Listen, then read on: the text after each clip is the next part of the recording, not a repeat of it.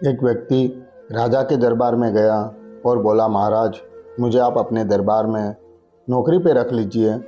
राजा ने उस व्यक्ति से पूछा कि तुम्हारे पास ऐसी क्या खूबी है जिससे मैं तुम्हें अपने दरबार में नौकरी पे रख लूँ।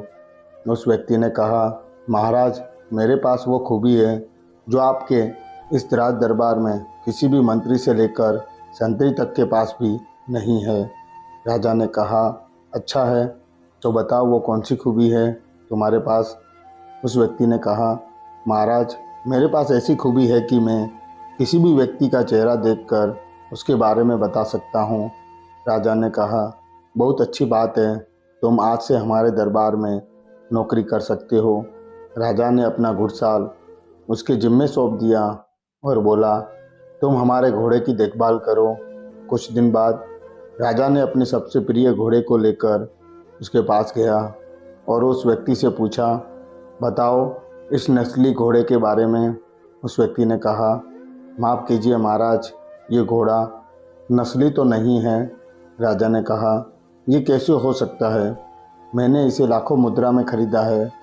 उस व्यक्ति ने राजा से कहा, आप पता लगा लें, ये घोड़ा नस्ली नहीं है। राजा ने तुरंत उस व्यक्ति को बुलाया जिसने घोड़ा बेचा था।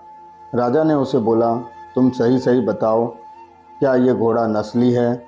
घोड़ा बेचने वाले ने कहा, महाराज, बात ऐसी है कि ये घोड़ा नस्ली नहीं है।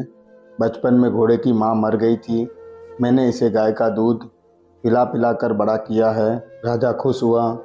फिर उन्होंने उस व्यक्ति से पूछा, तुम्हें कैसे पता चला कि ये घोड़ा नस्ली नहीं है।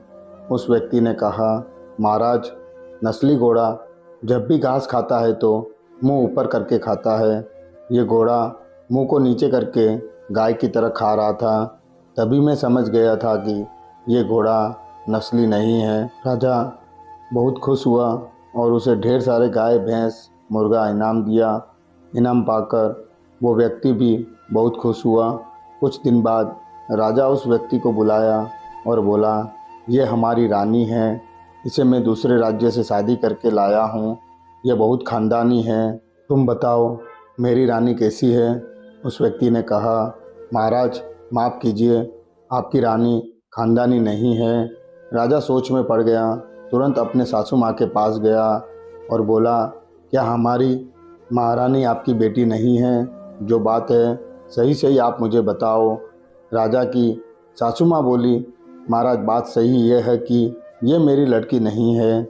मेरी लड़की तो बचपन में ही मर गई थी, लेकिन आपके पिताजी और हमारे पति दोनों में गहरी दोस्ती थी। उन दोनों में एक समझौता हुआ था कि हम दोनों एक दूसरे के बच्चों की शादी करेंगे। हमारी बच्ची बचपन में ही मर गई थी। अब मुझे आपसी दोस्ती का रिश्ता रखना था, इसलिए मैंने किसी और की लड़की को लेकर उससे आपकी शादी करवा दी ताकि हमारे दोनों राज्यों के बीच दोस्ती बनी रहे। राजा खुश हुआ। राजा ने उस व्यक्ति को बुलाया और बोला, तुम्हें क्या पता मेरी रानी खानदानी नहीं है। उस व्यक्ति ने बताया, महाराज, महारानी जिस तरह से अपने सेवकों के साथ गाली गलौज एवं अमर्यादित ढंग से पेश आती है, ये किसी खानदानी महारानी के लक्षण नहीं है। राजा फिर बहुत खुश हुआ। उसे ढेर सारे भेड़, बकरी, गाय, मुर्गा इनाम दिया। कुछ दिनों के बाद राजा ने फिर उस व्यक्ति को बुलाया।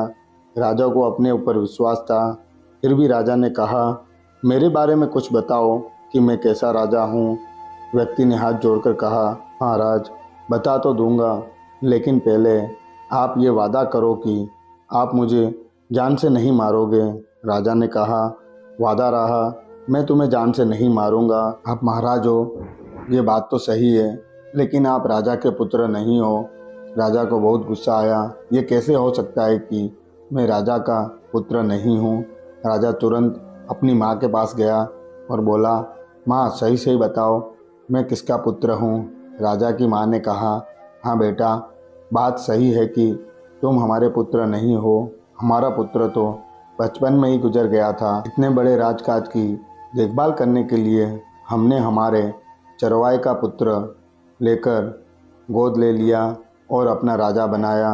राजा फिर उस व्यक्ति के पास गया और खुश होकर उसे बहुत सारा इनाम दिया। फिर राजा ने उस व्यक्ति से बोला, ये बताओ तुम्हें कैसे पता चला कि मैं राजा का पुत्र नहीं हूँ।